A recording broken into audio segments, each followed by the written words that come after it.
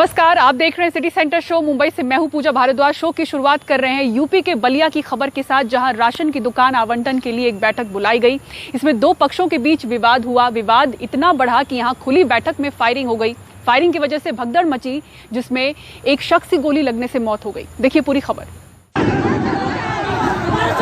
जान बचाकर भागते लोग रेवती थाने के दुर्जनपुर गांव के हैं, जो स्वयं सहायता समूह के सरकारी सस्ते गल्ले के दुकान की आवंटन को लेकर जुटे थे। सरकारी अमला भी मौजूद था, लेकिन दो पक्षों में झगड़ा होने लगा और मामला इतना बढ़ा कि एक पक्ष ने गोली चला दी। लग गई हो साहब, देखिए इधर सर, देखिए।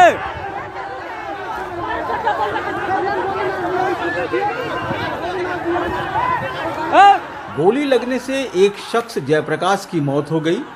जिन दो गुटों में आवंटन को लेकर झगड़ा हुआ, उनमें से एक गुट तो बीजेपी विधायक के करीबी का था और गोली भी उसी गुट के तरफ से चली। ग्राम दुर्जनपुर में सरकारी कोटे की दुकान के लिए चयन प्रक्रिया चल रही थी। इसमें दो सहायता समूह के लोग थे। एक सहायता समूह का समर्थन धीरेन्द्र प्रताप सिंह और डब्लू सिंह कर रहे थे और एक दूसरा सहायता समूह था। उस सहायता समूह से और इनके बीच में पहले कहासुनी हुई। जब हंगामा लोग करने लगे तो एसडीएम ने इसकी प्रक्रिया को बाधित होते देखकर बंद कर दिया। यहाँ शेष लोग जा रहे थे। इस दौरान धीरेन्द्र प्रताप सिंह द्वारा फायरिंग किया गया, जिसमें एक आदमी को, जयप्रकाश उर्फ गामा पाल को गोली लगी। उन्हें हॉस्पिटल ले जाया जा रहा था। रास्ते में उनकी मृत्यु हो गई है। घटना के अन्य समस्त तथ्यों की जानकारी की जा रही है। पूर्ण करके इसे विधिक कार्यवाहियां समस्त की जाएंगी। गोली चलाने वाले शख्स की पहचान धीरेन्द्र प्रताप सिंह के तौर पर हुई, जो विधायक के साथ अक्सर देखा जाता रहा। पुलिस और प्रशासन की मौजूदगी में गोली चलती है। गोली चलाने वाला शख्स बड़े आराम से घटना को अंजाम देकर निकल जाता है। इससे कई सवाल खड़े हो रहे हैं। एक तो यही है कि कहीं इसके पीछे सत्ता की हनक तो नहीं। बलिया से करुणा सिंधु के साथ अजय सिंह, एनडीटीवी इंडिया। और आखिरकार 7 महीनों के बाद देश के कई राज्यों में सिनेमा हॉल और मल्टीप्लेक्सेस खुल गए हैं। सख्त दिशा निर्देशों का पालन किया जा रहा है कोरोना वायरस के चलते। तो आज का दिन कैसा रहा, कौन से ये नियम है जिसका पालन हो रहा है, सुकृति द्विवेदी की इस रिपोर्ट में देखिए। देश के कई हिस्सों में आज से सिनेमा हॉल खुल गए हैं। पिछले 7 महीने से बंद थे। कई दर्शक यहां आए, मूवीज देखी। संख्या कम थी लोगों की। सुबह के शो में 4 लोग ने बुकिंग ली, दोपहर के शो में 5 ही लोग थे, रात के शो में सिर्फ 10 लोग थे, जबकि 150 सीटें अवेलेबल थी। तो आप समझ सकते हैं कि कितने कम दर्शक आए, पर जो आए उनके अंदर उत्साह है। कई लोग अभी बाहर निकले हैं, उनसे जानना चाहेंगे। मैडम, अपना नाम बताएं और बताएं कितने लोगों के साथ, परिवार के साथ में देखने आई हैं, कैसा अनुभव था? मेरा नाम कल्पना जैन है। हम लोग लक्ष्मी नगर से आए हैं। ये मेरे बेटे बहू हैं, मेरे हस्बैंड है ये, और हम लक्ष्मी नगर से आए। हम लोग बहुत एक्साइटेड थे। इतने दिन बाद वो पिक्चर हॉल खुले हैं। हम लोग बहुत खुश थे कि आज चलेंगे। तैयार न्यू कपिल, ये शादी के सिर्फ 6 महीने हुए अभी, तो ये तब से घूम फिर भी नहीं पाए थे। They are very very happy. हाँ, सिनेमा हॉल वाली बात तो सिनेमा हॉल वाली है, क्योंकि जो साउंड सिस्टम होता है बहुत अच्छा होता है और यहाँ पे देखने का एक्सपीरियंस ही कुछ अलग होता है। बाकी सबसे अच्छी बात है गवर्नमेंट ने की वजह से सोशल डिस्टेंसिंग का पूरा फॉलो हो रहा है। एक सीट छोड़ के बैठ रहे हैं, तो हर चीज़ का ध्यान में रखा गया है और मूवी अच्छी है।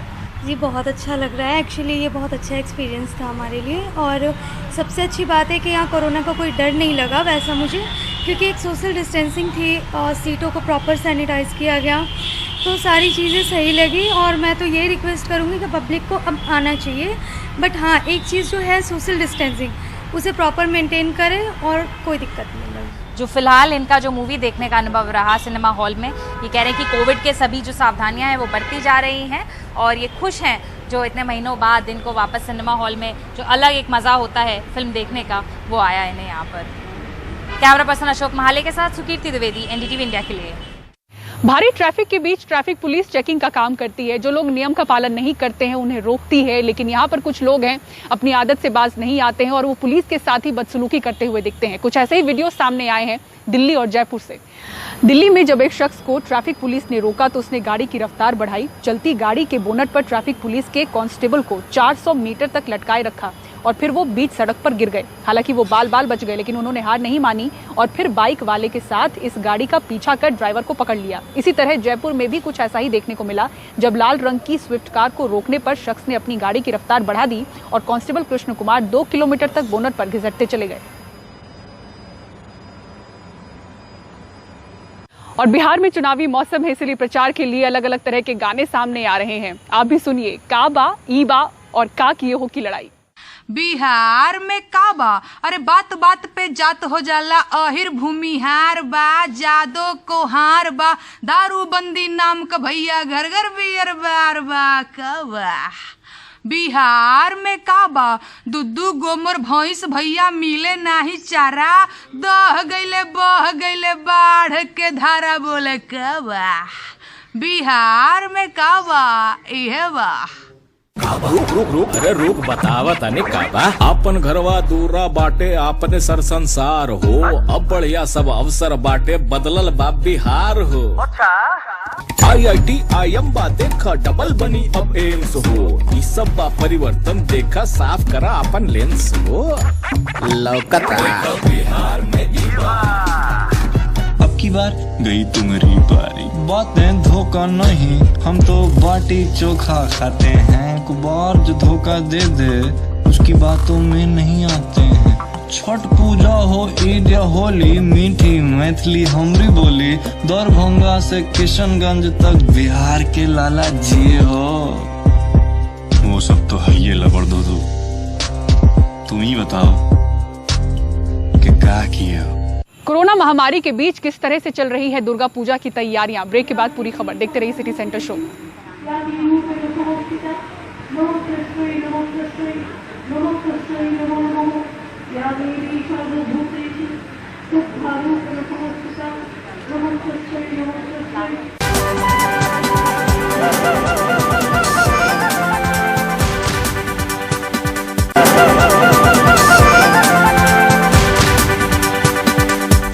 और कोरोना महामारी के चलते दुर्गा पूजा का आयोजन कुछ अलग तरह से हो रहा है। दुर्गा पंडालों का उद्घाटन वर्चुअल हो रहा है। पश्चिम बंगाल की मुख्यमंत्री ममता बनर्जी ने ऐसे ही दुर्गा पंडाल का वर्चुअल उद्घाटन किया। प्रधानमंत्री नरेंद्र मोदी भी 22 अक्टूबर को दुर्गा पंडाल का उद्घाटन करेंगे। পুজো কমিটি করে বাড়ি অগ্রণী সাংস্কৃতিক পরিষদ কমিটি বেনাচিটি বাজার দুর্গাপুর। आजकल पैंडेमिक का मौसम है, यहाँ पे इनॉग्रेशन सब वर्चुअली हो रहा है। ममता बनर्जी जा रही हैं एक आध दुर्गा पैंडल में, लेकिन ज्यादातर इलेक्ट्रॉनिक वर्चुअल। अब बंगाल में ये दुर्गा पूजा का इतना महत्व है, घर घर से ये पूजा घिरा हुआ है और ये पूजा एक अपॉर्चुनिटी है, एक आउटरीच के लिए जो ममता बनर्जी बहुत अच्छी तरह कर रही हैं। साथ साथ इलेक्शंस भी आ रहे हैं, इस कारण अब प्रधानमंत्री भी दुर्गा पूजा पंडाल का इनॉग्रेशन करेंगे। यही व्यवस्था बीजेपी कर रहे हैं। कोलकाता में वर्चुअल इनॉग्रेशन दुर्गा पूजा का अक्टूबर के 22 तारीख को। उस दिन षष्ठी माना जाता है, जो माँ दुर्गा का वर्शिप का पहला दिन है। उस दिन प्रधानमंत्री सारा बंगाल को, सारा देश को दुर्गा पूजा के लिए एक मैसेज देंगे। तृणमूल का कहना है कि बीजेपी का दावा कि दुर्गा पूजा पंडाल को लेके राजनीति हो रहा है, ये गलत है। लेकिन अब इलेक्शन का मौसम तो आ ही चुका है, सब कुछ में राजनीति ही राजनीति दिख रही है। जीडी शंकर के साथ Manish Banerjee, NDTV India. City centre show में इसी के साथ मुझे दीजिए इजाजत। खबरों के लिए देखते रहें एनडीटीवी इंडिया। नमस्कार।